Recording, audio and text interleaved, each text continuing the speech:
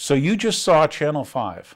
And what did you see on Channel 5? They're worried about the stuff that they don't want to test, and they're told it's safe, but it's gunking up the works. But did you look at the bag as they were putting sodium fluoride in the people's water?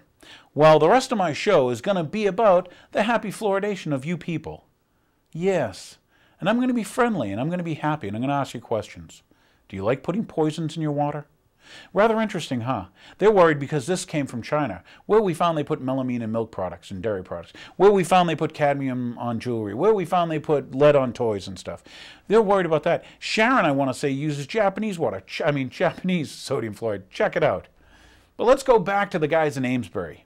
Take a look at their label, where the label specifically says, what does it say? It says poison, toxin. Then it says it targets organs. Do I need to go over those for you? About the bones, about your neurological system, about your thyroid. It specifically says it targets it.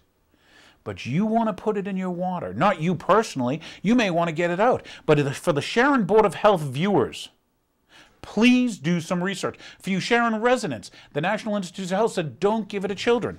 Well, it gets better. Here's a little picture, and I want you to see. Show them the pic. This is the EPA unions, okay, call for a nationwide moratorium on fluoridation. 11 EPA employee unions, representing 7,000 environmental and public professionals of the civil service, called for a moratorium on putting fluoridation in drinking water. They gave reasons like, gee, we found out it causes bone cancer. Now we know it affects your thyroid, excuse me. It's kind of funny because here we have even the EPA. It's not approved by the FDA. We have the EPA saying, don't put it in the water, please. 7,000 professional EPA employees say, stop fluoridating the water. Yet Sharon viewers, that's right, you are sucking it down.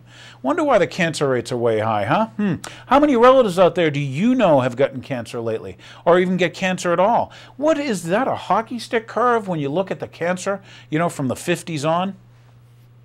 Does it take a genius? Well, let's learn some stuff about fluoride.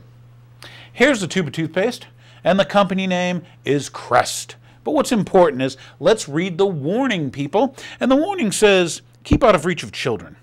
If more than used for brushing is accidentally swallowed, get medical help or contact the Poison Control Center. So they tell you it's poison. They write on the bag, it's poison. They tell you it attacks specific organs, yet you think it's good for your teeth. Well, I think that's interesting because who sold you the thought that it was good for your teeth? Was it those scientists who worked on the Manhattan Project? I recommend you watch Fluoride Deception. You can find it on the web. Type in Fluoride Deception. Very good show. I highly recommend you watch it. This is interesting because, once again, on that Channel 5 news, they were worried because it was Chinese fluoride. Okay? Fluoride is added to the water most of us drink because the government believes it's safe and it's an inexpensive way to, prevent tooth decay. But it's interesting because now there's been studies of places that stopped fluoridating. And guess what? The tooth decay went down. Yeah, it's going down. What happened?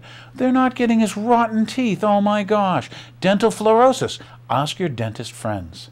Okay? I've shown you viewers before, people that win the Nobel Prize in medicine, telling you that, hey, don't ingest it. Don't put it in your water. But that's okay because Sharon viewers don't care if you win the Nobel Prize in medicine you say don't take fluoride because they were still going to put it in your water. I hope your children enjoy it.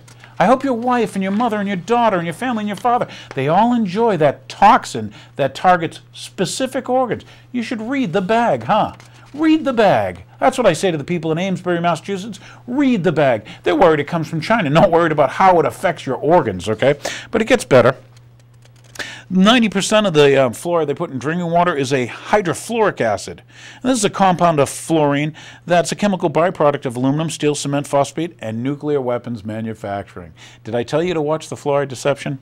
Yeah, it gets better. You'll love this one. Repeat it. This. Oh, and I brought it for you. Hey, look, I got a book for you. More props. This is The Crime and Punishment of IG Farben. Yes. What's the big German petrochemical company that made the poison gas for the concentration camp people? For all you Holocaust survivors, this is the corporation, Hitler's own little baby chemical company. Okay?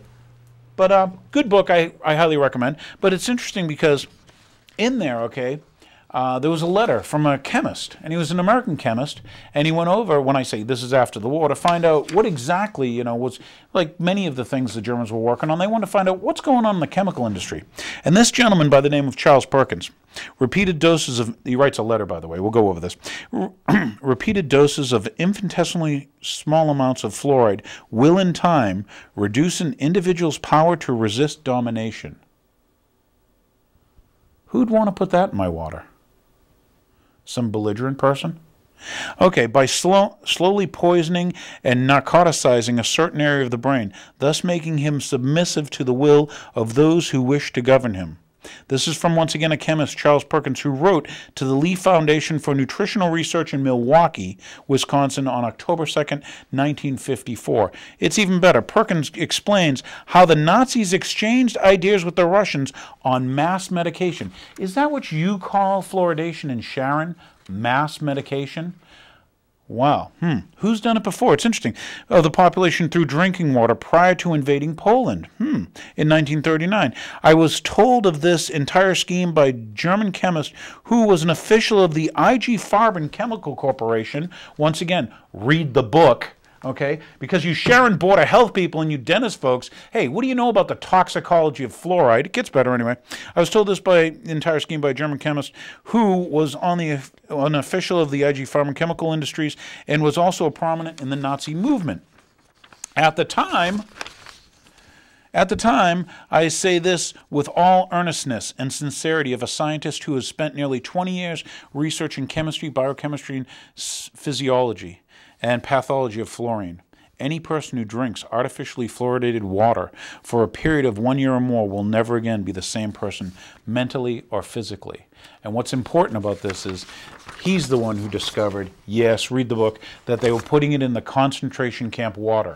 Yet you viewers in Sharon, why do you think, gee, cancer rates are up and you're just not as sharp as you used to be? Boy, you're aging quicker? Well, I think I'll show them the bag again. I think I'll put this in my water because I'm smart. I think you are smart. And I think once you find the information and you do some research and you follow the money, you may learn that, gee, putting poison in your drinking water, giving it to your children, because like arsenic, it builds up over time. It builds up in your bones. That's why you get dental fluorosis. And when you see that, then, gee, do you have enough of it? The National Institutes of Health said don't give it to any children between like 0 and 2. Yet did Sharon take it out of its drinking water, or did they not tell the parents of infants who might make formula with Sharon water? What type of government are we getting here? It's because if we don't do anything, Thomas Jefferson, I think, said, you'll get the amount of tyranny that you're willing to live with or that you put up with. I think that's where we're at. Could I be right? Could you think fluoride's still good for you? Because, well, let's go into, once again, where it came from. Fluoride, teeth, and the atomic bomb. There's a little bit of search homework for you.